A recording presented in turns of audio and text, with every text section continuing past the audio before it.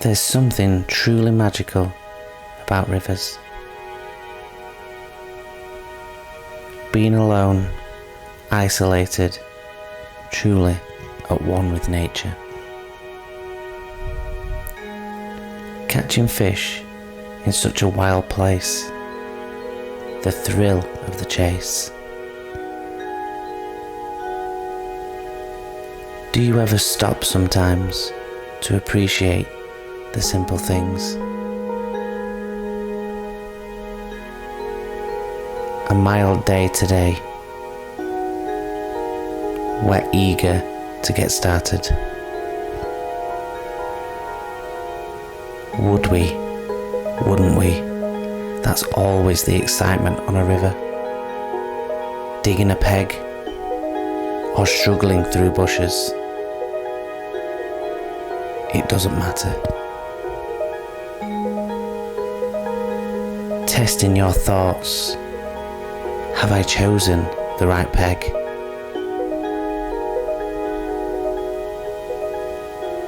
Are the fish here at all? We will soon find out.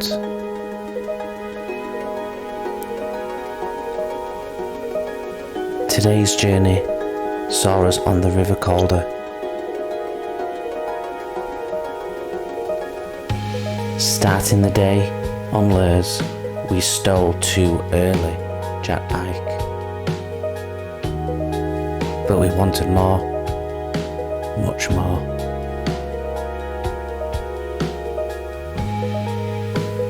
Undeterred, we carried on, trying different pegs, but no sign.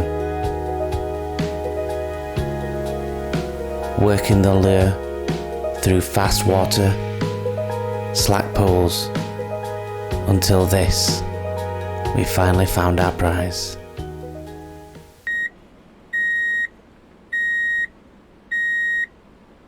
Right guys, we're into third pike of the session. I've had a couple of jack pikes and Matt's into a little bit better fish. Just literally thrown in this dead bait out on a alleged float rig, and it's pretty much just gone straight away. I've just noticed that it floated, disappeared, and fish on. Any idea of what size, Matt? Well, it looks alright. Still like a massive fish. I wouldn't have said it for a double. It's surprised if it is. So I'm going to talk for you because we actually got a microphone plugged in. So Matt reckons about sort of 5, 6, 7 pound, that kind of range. But certainly bigger than those jacks that we've just had. And it's quite shallow here, so you can almost get it coming. Hopefully get some nice shots of it coming in under the water.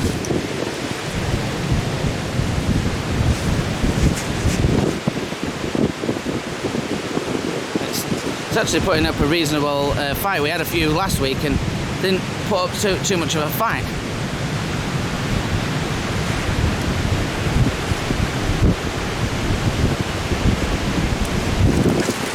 That's a nice fish.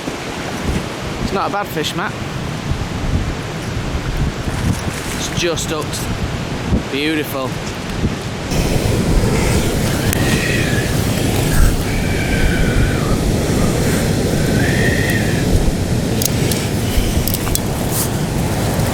So I'm just going to straddle the fish to stop it from flapping around somewhat, and then I'm just going to hold it under the gills while I take this hook out.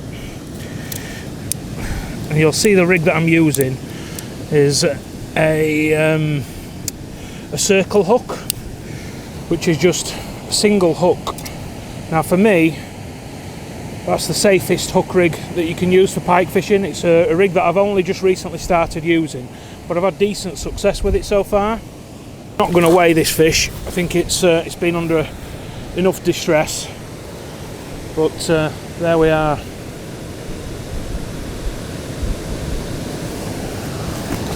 So what I'm going to do, I'm just going to grab the net, slip it back inside the net and take it to the water where we can let it have a little more rest.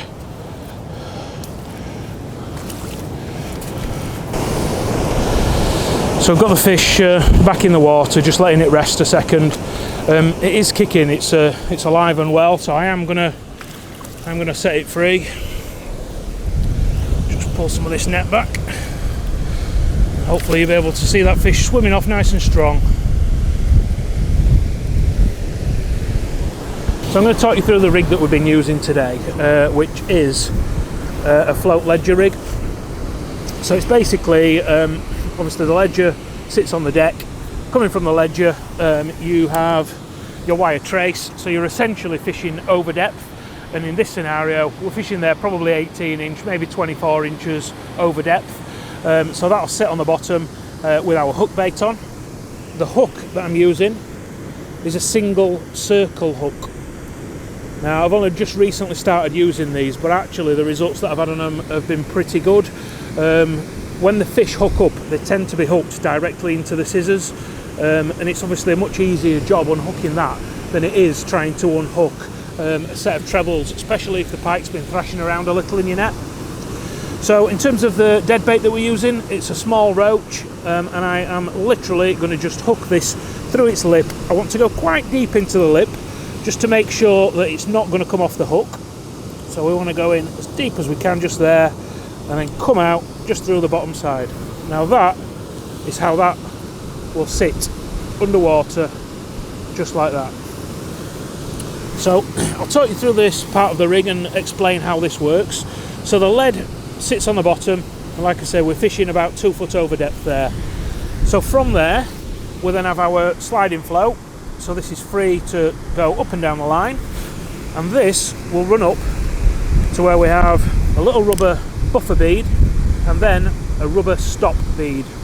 Now that stop is set roughly 3 or 4 inches over depth, and what that will mean is that this float, it'll bob around on the top of the water and it'll move nice and freely.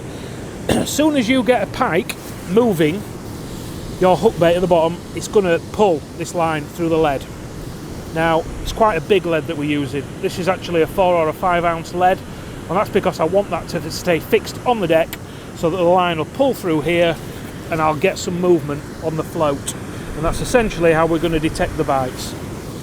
With this type of hook, the circle hook, the key to it is not to strike into the fish.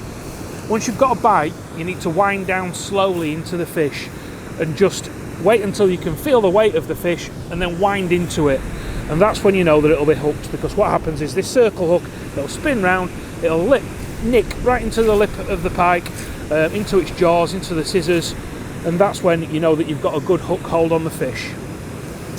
Alright, so I'm just going to talk you through the rod and reel setup that I'm using today. It's not a particularly expensive setup, this one. The rod that I'm using is a Fox EOS. It is a 12 foot 3 pound test curve rod. The reel that I'm using is one of my favourites, and it's a bit of an old school. It's a Shimano Aero bait runner 5000 GTE. These reels are around 20 years old now, but believe me, they are as good as many that are actually still in production today. Cracking little reels, one of the original bait runners, and probably one of the best selling reels of all time. So for me, I use this for a multitude of different types of fishing, but mainly for my pike fishing and for the odd bit of carp fishing that I do, where I do some specimen carp fishing. For anybody that doesn't know about the bait runner reels, the great thing about them is that they have a free spool, which basically means when you click this up here, this is the bait runner lever, you get a free running spool. So that allows the fish to take line, and as soon as you start to wind, see that? Click straight back off again. So these are really handy, and obviously what they'll do is they'll prevent a situation if you get a really aggressive take and you're not directly with the rod. That's going to prevent your rod and reel from actually being dragged in the lake or the river, wherever you're fishing. So really handy to use. What I'm going to talk you through just now is the casting. What I'm just going to talk you through now is the casting. Now, you look at that particular setup there, and I've probably got about maybe 8 or 9 foot of line. And the reason that I'm keeping it that long, right near the top is where I've got the rubber stop bead, the float stop bead. I don't want that inside the eyes, and the reason that I don't is that because it's casting under pressure and potentially that's going to move where that rubber stop bead is. So I can get away with casting it like this. Obviously, if I were fishing really deep water and I were fishing into sort of like, you know, 12 or 13 foot of water, I'd probably need to use a different type of stop. But this is perfect for where we're fishing today. And as you can see, from where the float is to the tip of the rod where the rubber bead stop is, we've got about 6 foot, which is roughly how deep the water is where we're fishing. So I'm just going to cast out.